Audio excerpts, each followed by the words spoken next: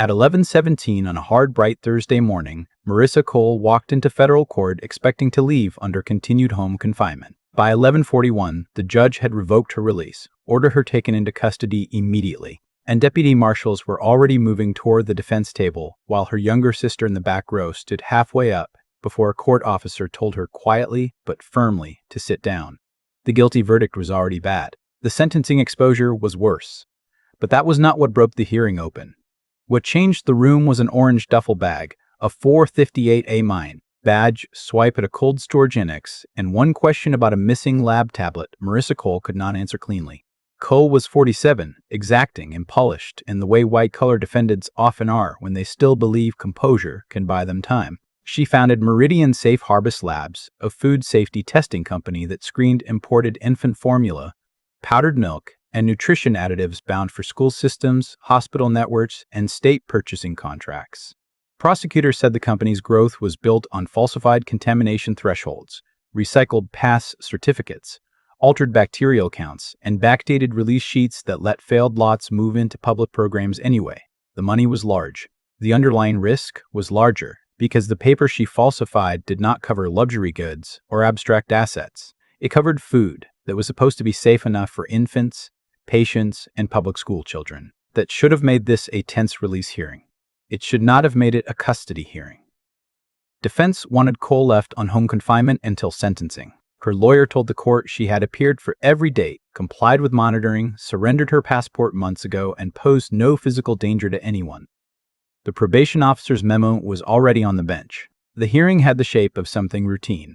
Not easy, but routine. Then the prosecutor stood. He said the government had an emergency detention motion based on conduct discovered less than an hour earlier at courthouse security and corroborated by overnight access records. Defense objected immediately. Said they had not received the materials. Said this was ambush. Said if the government wanted to convert a release hearing into an emergency remand fight, the defense needed time. The judge asked one question. Did the conduct occur this morning? Yes, Your Honor. Then proceed. The room changed right there. The prosecutor did not start with theory. He started with an object. A deputy marshal carried a clear evidence sleeve to the government table. Inside was an orange duffel bag, medium-sized canvas, stained on one side with something that looked at first like rust and later turned out not to be rust at all. A strip of white inventory tape had already been placed across one handle. Written on it were 4 words, in black marker, asterisk, screened at north entrance. Cole stopped writing. Her lawyer leaned toward her. She did not lean back. The prosecutor said the bag had been seized at 10:26 a.m. when Cole's executive assistant, Leah Dorsey, tried to pass through courthouse security using a defense team access line, even though she was not counsel, not paralegal staff of record, and not authorized for non-public entry. The X-ray showed dense metal shapes, battery packs, and what appeared to be stacked electronic devices wrapped inside thermal specimen sleeves. Deputies opened the bag. That alone was damaging. The next part was worse. Inside were 3 original lab notebooks, not copies. Originals. The government said they could tell immediately because each notebook carried pressure impressions, color tap layering, and chain of custody sticker residue that had never appeared on the scanned versions produced in Discovery. Alongside the notebooks was a company embossing die, a handheld label printer, 2 rolls of lot release stickers, and a gray lab tablet with the Meridian asset tag partially peeled off. There was also a laminated packing card. The card was hole-punched, grease-marked, and organized into 2 columns. At the top, it said asterisk, THU Cordy // Underneath were 6 items with boxes beside them. 4 were checked: Origgery, notebooks, seal, printer, and D7. 2 were not. One read cold room key. The other read T9. That was when Cole's lawyer stopped taking notes for the first time. He looked at the card, then at Cole, then back at the card. The prosecutor kept moving. At 4:58 that morning, Meridian's decommissioned cold storage annex on Harbor Industrial Drive registered an access card entry under Cole's own credentials. Defense had described that annex in earlier filings as inactive and cleared out after trial. It was not cleared out. Security videos showed interior lights coming on in Archive Room B. At 5004, a woman matching Leah Dorsey's build left through the side dock, carrying the same orange duffel now in the government's possession. Defense objected again, said matching build was not identification, said the government was collapsing speculation into fact, said every employee at Meridian used orange specimen bags. The prosecutor did not fight the point. He simply moved to the next exhibit. A still frame from the annex video appeared on the screen. Graining, yes, but clear enough to show the rectangular white stitching on the duffel side pocket and the black wrapped tape at the base of one handle. The bag on counsel table had the same stitching, the same tape, the same dark smear on one side. The judge looked at the screen, then at the table, then back at the screen. Up to that point, Cole still looked composed. Then the prosecutor introduced the message thread. At 5:07 a.m., Via Dorsey received a text from a number stored in her phone as MC Direct. The message read, "Use North Entrance. If screening asks, it's trial binders and lunch." A second text 3 minutes later read, "Only orange. Red stays cold." A third said, "Do not bring T9." That third message landed harder than the others because the laminated packing card had a box for T9, unchecked. The hearing looked routine. Then the floor started dropping out from under the defense in clean, separate steps. The prosecutor called the deputy marshal who screened the bag. He was brief, steady, and looked like the kind of witness jurists trust because he had no reason to dramatize anything. He said Dorsey appeared nervous before she even reached the scanner. She switched the bag from one hand to the other twice. She asked whether she could use counsel screening just this once because she was late and the material inside was for defense prep. When asked whether the bag contained electronics, she said no. When told the X-ray showed multiple battery cells and a metal plate, she said the bag might contain old chargers. The marshal said that answer did not fit what he was seeing, so he asked her to step aside while the bag was inspected. He unzipped it, and that was the moment the room shifted from release argument to live obstruction.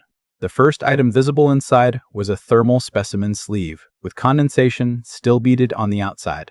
Inside that sleeve was the gray lab tablet. Under it were the notebooks. Next to them was the embossing die used to press Meridian's release seal onto batch approvals. There is also a foil packet containing 2 micro SD cards, each wrapped separately in lab tape marked with handwritten lot numbers. The prosecutor asked the marshal whether Dorsey said anything when the items were removed. "Yes," he said. "What did she say?" "She said, that's not supposed to be here." Defense objected to the statement as ambiguous. The judge overruled it for purposes of the detention hearing. That should have been enough to ruin an ordinary morning. It was not. Because the prosecutor had barely started using the orange duffel, he moved next to the gray lab tablet, the one marked T7 on the packing card. The government had not done a full forensic extraction yet. They did not need one. According to the prosecutor, the tablet was unlocked when recovered, and its home screen displayed an open spreadsheet titled North Runs /Actuals *. A screenshot taken at the moment of seizure showed columns labeled Reported, True, and Ship Anyway. Under those columns were entries tied to 3 powdered formula lots and 2 milk additive batches that had already been subjects of trial testimony. Defense said the government was making too much of a visible screen without authenticating the file. The prosecutor answered with restraint. He said authentication would come later. What mattered right now was that a company device not produced in discovery, referenced on a packing card, found in a courthouse bag, contained data labels matching the core fraud theory and had been transported to federal court that same morning by the defendant's assistant. The judge said nothing. That silence was not good for the defense. Then came the notebooks. One was red-tabbed, one blue-tabbed, one green. The red-tabbed notebook contained raw bacterial counts for lot families that had later been certified clear. The blue tab notebook included retest notations besides samples that, according to the government, should never have been retested because the first failure should have triggered destruction and notification. The green tab notebook contained courier temperature logs for overnight shipments to state distribution centers. Each notebook mattered. Together, they were worse. Because they suggested the paper shown to regulators and buyers had not merely summarized internal data, it had replaced it. The prosecutor turned to a fourth exhibit, a comparison board. On the left side was a scanned production page from Discovery, the one defense had been living with for months. On the right side was the original page from the notebook, found in the orange duffel. The numbers did not match. On the Discovery scan, a bacterial count for 1 infant formula sample read 2. 1. On the original, under angled pen pressure and a partially erased mark, it read 7. 1.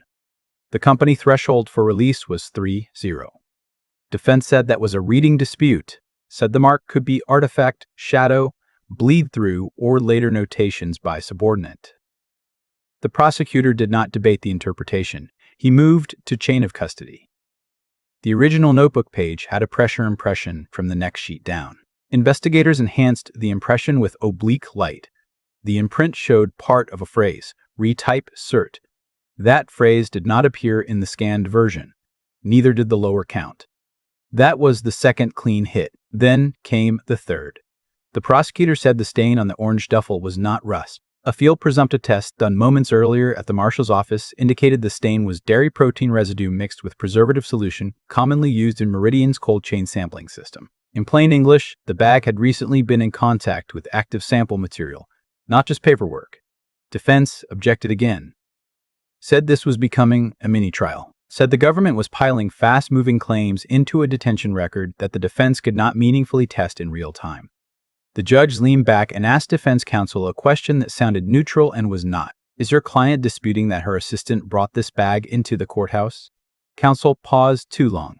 She is disputing any unlawful intent attached to it, Your Honor, not the question. The prosecutor noticed that too. He shifted from objects to timing. At 4:51 a.m., Cole's monitored phone placed a call to Harbor Industrial Security. It lasted 43 seconds. At 4:53, her access card opened the annex door. At 5007, the first text to Dorsey instructed her to use the north entrance and described the bag as binders and lunch. At 5019, Dorsey's rideshare history showed pickup from the annex side lot. At 10:26, the orange duffel was seized at courthouse screening.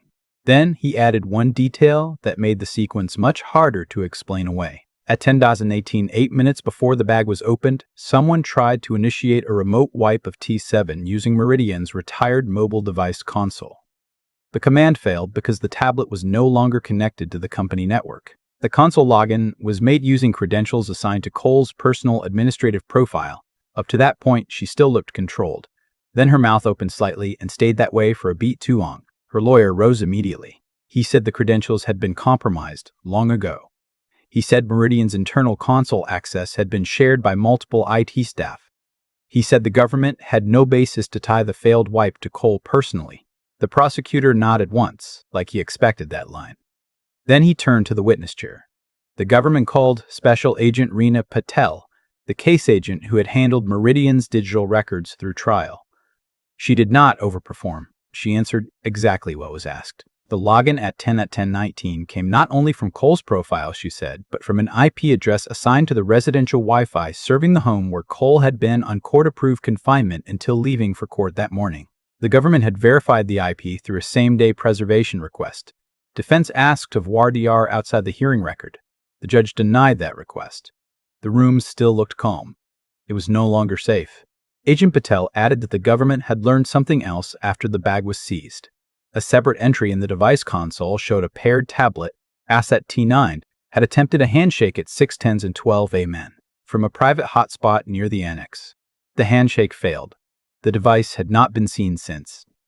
That was the first time the missing T9 became a live problem instead of a label on a packing card. The prosecutor did not linger. He moved to the microSD cards recovered from the foil packet. Again, there had been no full extraction yet, but the cards were each hand-labeled with lot families that had been central at trial, SR44 infant formula and MV20 fortifier powder. Those lots were not random. One had been tied to a state recall. The other had been tied to a dispute over why Meridian certified a shipment even after internal testing showed elevated contamination markers. The government said the cards mattered because the company's official retention policy required image backups of instrument reads to be stored only on secure servers. If physical cards labeled to those lots were being moved in a courthouse bag, the obvious inference was that some original image files were being kept off-system. Defense tried to interrupt. The judge let the prosecutor finish. Then came the witness who made the whole thing more personal. The government had the former night shift lab supervisor, Elena Vasquez, available by proffer. She had testified at trial but only narrowly, mostly on sample flow timing. Overnight, according to the prosecutor, She had come back in and provided a more specific account. She told agents the orange duffel had a nickname inside Meridian, the sweep bag. It was used when inspections, audits, or problem days required original notebooks, seal equipment, and unlogged storage media to be moved quickly before outside reviewers saw them. Defense objected on hearsay. The judge said proffers were permissible in a detention context, and the weight would be assessed accordingly. The prosecutor said Vasquez also identified T9 not as a generic tablet, but as the dedicated contamination adjustment device used by Cole and two trusted managers to compare raw machine outputs against the numbers ultimately typed into release certificates. That was not a small clarification. It was the kind that turns a missing device into the center of the room. Cole shifted in her seat for the first time. Not much. Just enough for the chair to give a dry little scrape against the floor. Then, the prosecutor showed the court the last item from the orange duffel that mattered more than it first appeared to. The handheld label printer. It was not illegal to own a label printer. It became dangerous because a roll still loaded inside the machine was partially printed with Meridian's release format. The visible text on the exposed strip read * lot cleared per retest, see attached. The government said that phrase matched language used on at least 12 certificates introduced at trial. More importantly, the printer's last job memory displayed a timestamp from 5:13 that morning. The defense had no clean answer to why a supposedly routine defense support bag carried an active certificate printer with the same morning print history. This is where the hearing got tighter, faster, and much worse for the defense. Counsel tried to rebuild the field one brick at a time. He said Leah Dorsey was not a chemist and may have assembled the bag without understanding what was inside. He said Meridian staff had packed up trial prep materials in multiple containers after the verdict. He said the original notebooks may have been held for appeal preparation. He said the printer could have been used for ordinary internal tags. He said the tablet at issue might have been overlooked during the sprawling data productions and found only recently by an assistant trying to help counsel. The judge asked him a question that sounded almost administrative. Then why did the text say to call the bag binders and lunch? The lawyer said he could not speak for the wording of a text he had only just seen. Not a disastrous answer by itself, but the prosecutor was waiting for it. He stood again and introduced Exhibit 18, a handwritten yellow sheet recovered from the duffel's inside zipper pocket. It was not dramatic to look at. Half a legal pad page. Folded twice. The sort of thing a careless person stuffs into a side pocket and forgets. Across the top were 3 lines in block letters. *Kurt, *orange, *squared equals, clean set, *red equals cold, /red equals cold, /not scan. Below that were 5 bullet points, ORJ, books, T7 seal die printer, T9 separate. And below that, one final line. *, if they open orange, say appeal prep. *. That line landed harder than the whole page above it. Defense said the note lacked authorship. The prosecutor said he was not yet offering final authorship. He was offering context. It was foreign context. It was found in the same bag during the same morning in the same chain. The judge asked to see the note up close. He read it twice. And this was the moment everybody in the room understood what the government had been building toward. Not just possession of bad items, but instructions. Not just instructions, but a contingency story. Not just a contingency story, but one designed around the exact event that it now happened, inspection of the orange duffel at a federal security checkpoint. The prosecutor did not raise his voice. He did not need to. He said the government was no longer arguing in general terms about whether Cole had been convicted of fraud. That had already happened. The court was now dealing with fresh conduct from that morning, removal of original records from a supposedly inactive annex transportation of a concealed evidence bag into the courthouse, a cover story texted in advance, a failed remote wipe attempt from the defendant's home network, and a missing paired device, T9 explicitly listed on the same packing card and sweep note. That alone was damaging. The next part was worse, because the government had not only objects and timing, it had location data. Agent Patel testified that the annex maintained environmental monitoring through an obsolete internal system not connected to building security. Overnight, after learning the bag existed, agents served an emergency preservation request on the building's service vendor. Logs showed the archive freezer in Room B had been opened at 5:02 a.m. and closed at 5:03. 2 minutes later, the specimen bench in the same room registered a work light activation. At 5:06, The monitor tagged the bench as maintenance mode, which suppressed automatic sample chain uploads. The prosecutor said that mattered because Meridian had used maintenance mode in the past to prevent certain raw readings from flowing into the standard audit trail. Defense objected that the government was now importing trial themes into a detention motion without foundation. The judge allowed the testimony, noting the issue was not ultimate guilt, but whether the defendant had engaged in recent conduct consistent with concealment or tampering. That legal distinction may sound narrow. In practice, in a detention hearing, it is often everything. The prosecutor went back to the notebooks and did something smart. He stopped treating them as one pile and started treating them as separate problems. The red tabbed notebook, he said, documented raw counts. It showed what the machines first reported. The blue tab notebook showed retest decisions and replacement entries. It showed when the company chose to run another sample after a failure. The green tab notebook tracked outbound shipment temperatures and delivery windows. It showed where the goods went after approval. One notebook showed truth. One showed alteration. One showed consequences. That structure made the evidence ladder suddenly easy for the judge to hold in his head. Then the government sharpened it with a human link. The prosecutor said Elena Vasquez would testify if needed, that Cole personally instructed staff never to place raw counts and retest decisions in the same binder during audit season. Instead, those materials were separated so an outside reviewer could not compare them quickly. The orange duffel recovered at court contained exactly the separated structure Vasquez described. Defense attacked the witness as a co-operator, protecting herself. Fair argument. Familiar argument. Sometimes it works. Then the prosecutor introduced a piece of proof that did not need Vasquez at all. The red tab notebook had a torn inside cover. Under a bleak light, investigators recovered a partial imprint left by the missing page. The imprint included 2 words and part of a date. *M. Cole. *Wed A. M. The page itself was gone. The pressure trace was still there. Cole's lawyer asked for time to examine the enhancement method. The judge said that could happen later. The point for that warning was not scientific perfection. The point was whether there was enough concrete, same-day evidence to conclude the defendant could no longer be trusted on release. The hearing had not relaxed for a second. It tightened again. Then came the cold room key. Remember the laminated packing card from the orange duffel?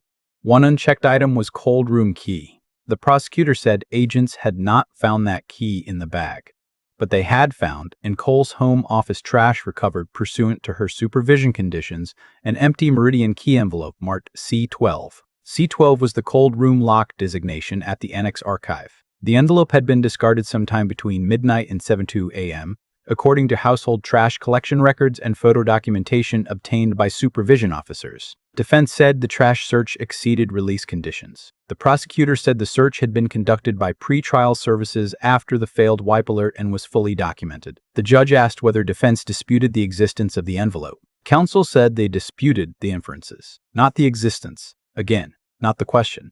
From that point on, every answer made the next consequence easier to see. The prosecutor returned to T9, the missing device. He said the government had a reason to believe T9 mattered more than T7. T7 looked like an operational tablet used to view and stage data. T9, according to Meridian's own retired asset map, was assigned to instrument review. That designation had never appeared in discovery because the device was not listed in production inventory defense had given during trial prep. The judge interrupted for the first time in the government's favor. Was T9 affirmatively omitted, or merely not located? The prosecutor answered carefully. Your Honor, we do not yet know whether the omission was explicit or concealed by incomplete inventory. What we do know is this. The device appears on an internal court day packing card. It appears on a sweep note. It is paired in the same mobile console as T7, and it is not accounted for. That answer hit exactly where it needed to, because missing things matter more when they are described by the defendant's own paper. Defense tried one last reset. Counsel argued there was no evidence Cole intended to flee. No plane, no cash passport, no secret apartment, no burner ticket purchase. He said detention was being sought as punishment for bad optics, not actual flight or danger. The prosecutor did not resist that framing. He changed it. This is not our primary argument, he said. Our primary argument is obstruction in real time. Then he started stacking the pieces in hard sequence. Original notebooks, moved. Unproduced device, moved. Seal die, moved. Certificate printer, moved. Cover story texted in advance. Remote wipe attempt from home network. Paired device missing. Cold room key unaccounted for. If you spend enough years around federal detention hearings, you learn something simple. Judges do not need fireworks. They need pattern. Once they see pattern, they decide whether it can be trusted. That morning, the pattern was not helping Marissa Cole. The judge turned to defense counsel and asked the question that finally made the whole courtroom stop shifting papers. Where's T9? Not an abstract question. Not a legal argument. A location question. Cole turned immediately toward her lawyer. She whispered to him for several seconds, longer than people whisper when they have a clean answer. He listened, said nothing, then stood. Your Honor, we do not have verified information as to the present location of any device the government is referring to as T9. There it was. Not a denial. Not confusion about terminology. Not it never existed. Not it is in storage. Just an absence. The judge let the silence sit. Then he asked a second question. When did your client last see it? Cole whispered again, faster now. Her lawyer stood a little straighter, as if posture alone could help. Your Honor, we cannot responsibly answer that on this record. That was worse, because once the court asked for the missing device, and the defense could not even place it in time, the orange duffel stopped looking like sloppy handling and started looking like a partial cleanup. The prosecutor rose for what everyone knew would be the last substantive push. He said the court did not need to resolve every factual dispute that morning. It did not need to know where T9 was with absolute certainty. It only needed to decide whether the defendant, while on release and awaiting sentencing in a public health fraud case, had engaged in recent conduct consistent with evidence concealment and obstruction. He said the answer was yes. Then he made it smaller, which made it stronger. Not next month. This morning. Not rumor. A seized bag. Not historical conduct. Live conduct. Not speculation. Texts, logs, devices, and originals. The judge asked defense if there was anything further. Counsel requested a recess. Denied. Counsel requested a continuance. Denied. Counsel asked the court to disregard the wipe evidence until a fuller forensic foundation could be presented. The judge said he would weigh it appropriately, but he would not ignore it. Counsel then made the best argument he had left. He said immediate detention would interfere with sentencing preparation in a complex case. He said the government was effectively weaponizing chain of custody confusion around a seized bag. He said Cole had every incentive to appear because sentencing was already set and she had family, assets, and counsel in the district. All true enough as far as it went. It just did not go far enough. Because by then, the issue was no longer whether she would show up someday. The issue was what she was doing while she remained free today. The ruling came from the bench. It came fast. The judge said he was not revisiting the jury's verdict, and he was not deciding final authenticity questions. He was deciding whether the defendant could still be trusted to comply with conditions and preserve the integrity of proceedings pending sentencing. He said the government had shown by clear, concrete, same-day evidence that original records, unproduced devices, and certificate-related equipment were moved from an undisclosed annex into a courthouse bag under a false cover story. He said the missing T9 device sharpened, rather than weakened, that conclusion. He said the attempted remote wipe from the defendant's home network made the risk immediate. Then he revoked release. Defendant is remanded immediately pending sentencing. Short sentence. Clean line. No softness. Cole blinked once, twice, then not again for several seconds. Her sister in the gallery made a small sound like breath catching where it should have passed straight through. One deputy marshal stepped in from the aisle. Another came behind counsel table. Cole looked at her lawyer with a face that had lost all of its courtroom polish in one flat instant. He touched her sleeve once, very lightly, then moved his files aside because there was nothing left to protect with paper. Then came the chair scrape. Then the cuffs. Not loud, just that clipped metallic closure that tells everyone in the room the argument phase is over and physical custody has begun. Cole tried to say something over her shoulder to her sister. The marshal told her to face forward. She did. Her shoulders, rigid all morning, finally dropped. That should have ended it. It did not. Because the cuffs were only the first consequence. The legal collapse widened almost immediately. First came detention, reality. Within the hour, Cole would be taken to the federal holding area, processed out of civilian routine and into pre-sentence custody. Jewelry logged, laces removed, Intake questions asked in the flat administrative tone that makes new custody feel even colder than it is. By evening, the woman who walked into court expecting monitored home sleep would be living under count times, escort rules, and fluorescent certainty. Second came obstruction exposure. The government now had a courtroom record built around same-day movement of originals, device concealment, a failed wipe command, and a written contingency line about what to say if they open orange. Prosecutors would not need much imagination to argue obstruction enhancement at sentencing. Depending on what T9 held, they might not stop there. If the device contained raw contamination adjustments, suppression logs, or edit histories tied to trial exhibits, a separate obstruction charge would stop looking aggressive and start looking obvious. Third came witness danger.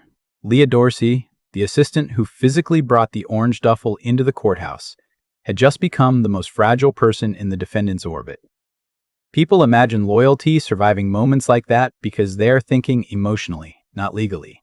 Once someone is standing in a federal building having carried a bag full of originals, a sealed die, a hidden tablet, and a sweet note, counsel stops talking about solidarity and starts talking about exposure. Dorsey now faced a personal choice: remain attached to Cole's version of the morning or distance herself before prosecutors formally mapped her role. Those choices tend to accelerate fast. Elena Vasquez became more dangerous too. Before that morning, defense could treat her as a narrow former supervisor trying to save herself. After the orange duffel, her statement about the sweet bag was no longer floating alone. It was attached to an actual bag, an actual checkpoint seizure, an actual list, an actual missing device. Cooperation gets heavier when physical evidence starts confirming insider language. Fourth came the annex. Up until that hearing, Harbor Industrial had been a footnote, a supposedly decommissioned storage site defense, never expected to matter again. That was over. By late afternoon, agents would be seeking expanded warrants for Archive Room B, the cold room, adjacent bench stations, lock cylinders, and any surviving local backup nodes attached to the environmental system. They would not go looking only for T9. They would go looking for everything the orange duffel suggested had not yet been moved: raw count archives, rejected lot labels, specimen sleeves, discarded seal stock, maybe even the red container reference in the text. Red stays cold. And that red container was its own problem. Remember the 5T no email message. Asterisk only orange. Red stays cold. Asterisk, the court had not yet seen the red container. That made it more dangerous, not less.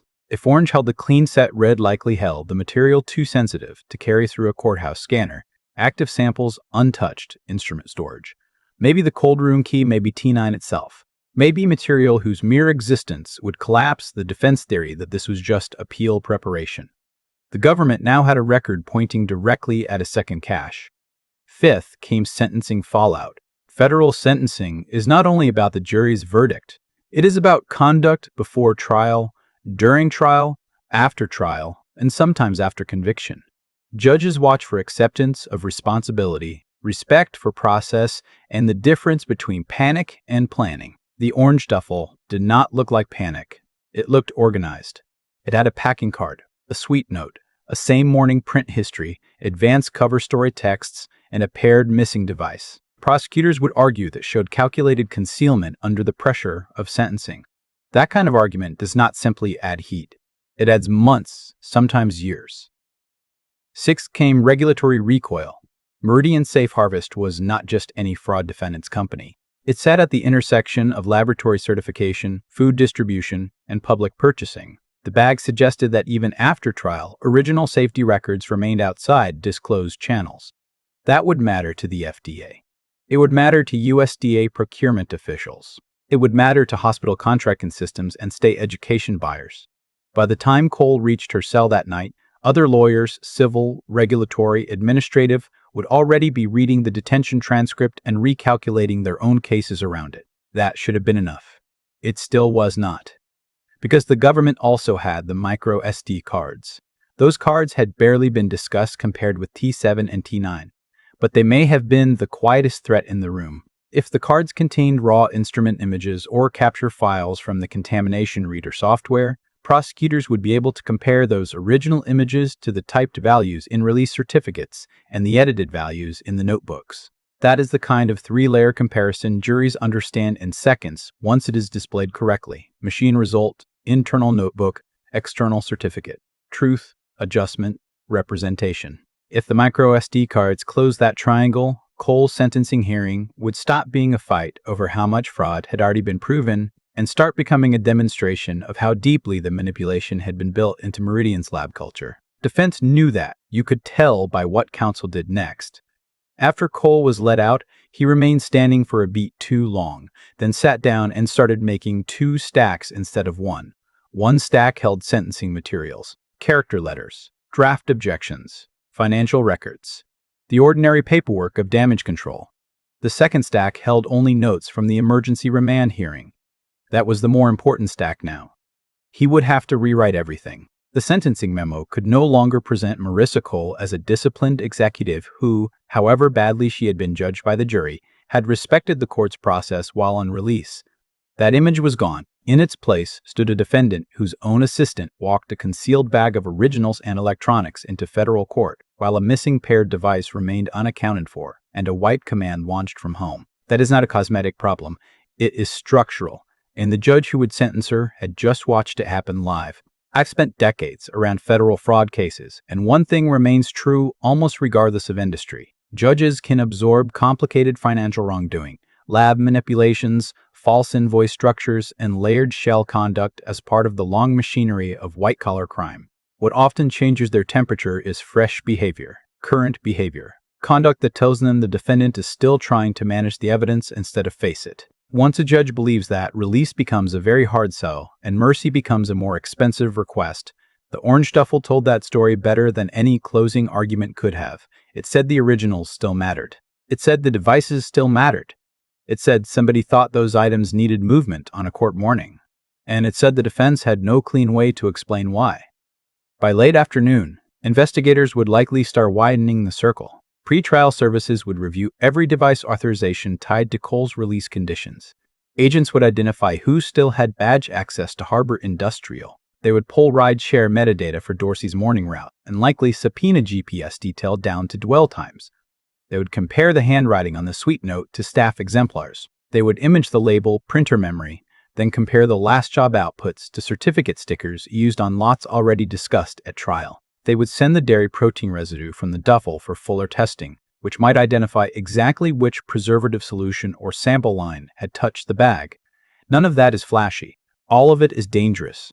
Then comes the human domino chain. If Leah Dorsey cooperates, prosecutors may get the simple story of the morning in plain language. Who called? Who packed?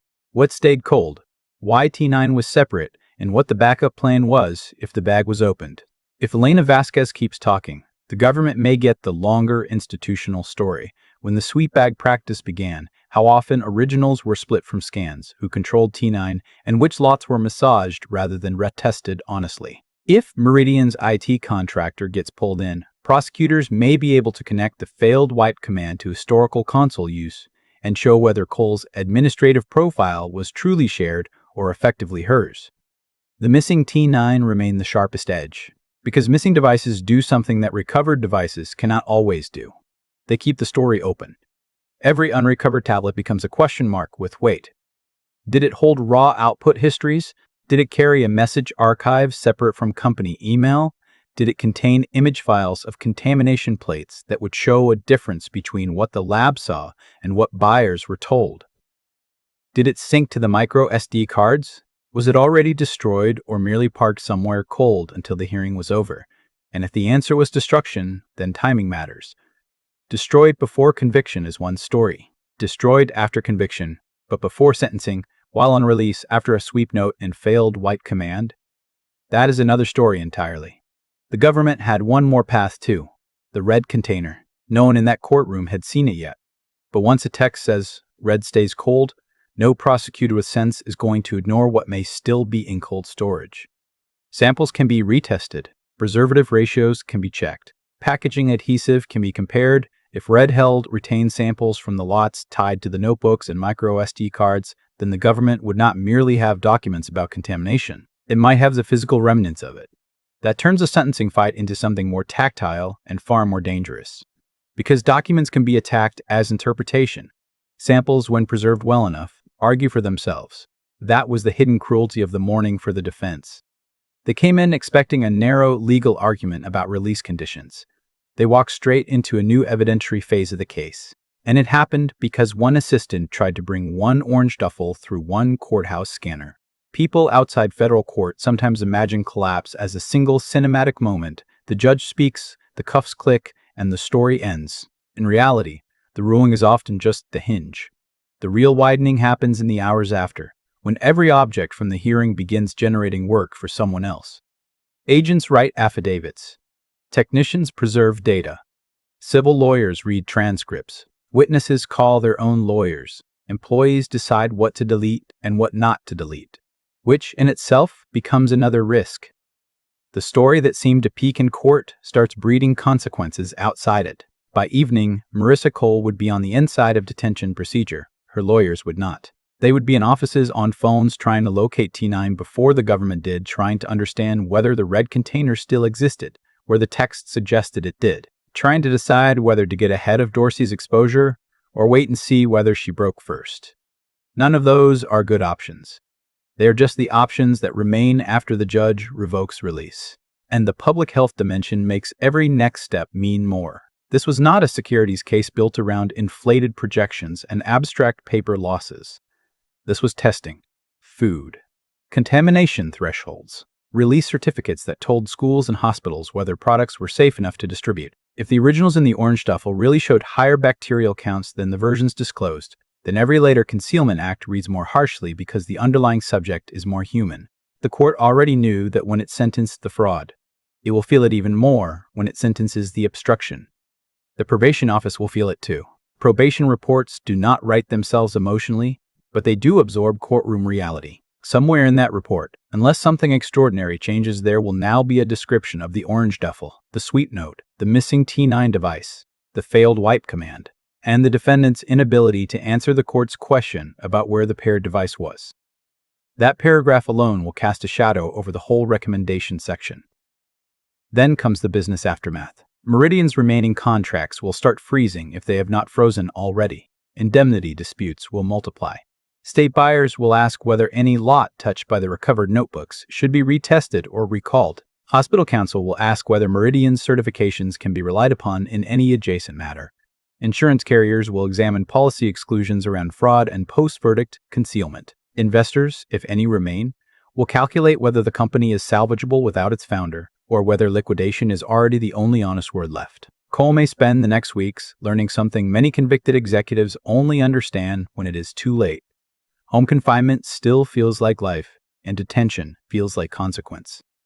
That switch, once made, changes how every next filing lands. Sentencing strategy from home is one thing. Sentencing strategy from a detention unit is another. Fatigue is different. Communication is slower. Emotional control erodes faster. Family sees you differently. The court sees you differently too, whether it says so out loud or not. The orange duffel did not cause the conviction.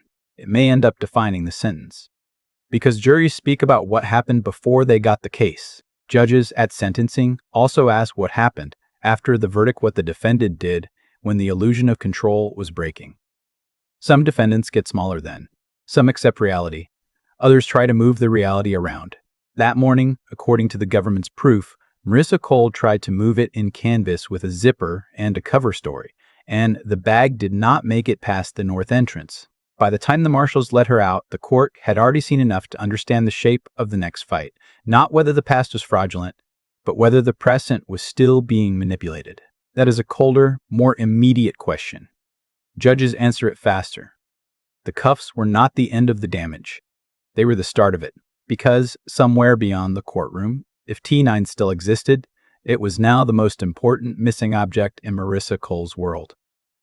If the red container was still cold, it was the second. And if Leah Dorsey decided that carrying the orange duffel into federal court was not a burden worth carrying alone, then the government might soon have the simplest, most dangerous version of the story, yet the version told by someone who was there. So let me ask you, once the prosecutor unzipped that orange duffel and Cole could not answer where T9 was, do you think the judge had any real choice but to remand her on the spot?